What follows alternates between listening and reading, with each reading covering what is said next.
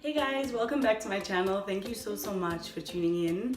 So today I am showing you my Hawaiian sweet roll recipe that I found on Pinterest. I've been seeing a couple of recipes about Hawaiian bread. I saw pineapple juice in bread. I was like, what? Okay, I'm about it, I'm with it, like let's do it.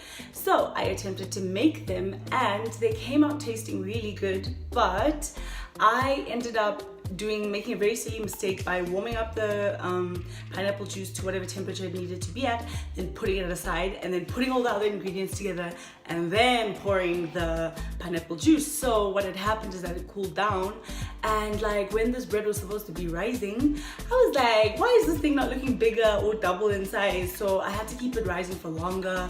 It still didn't rise to the size it was supposed to rise to, and yeah, so they ended up coming very dense, like dense bread. And some people like that type of bread because I know it wasn't meant to be like that. I was like, damn.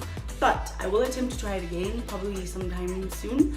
But anyways, the flavor is very delicious. Like if you want some Hawaiian sweet bread, you better try that because it's good.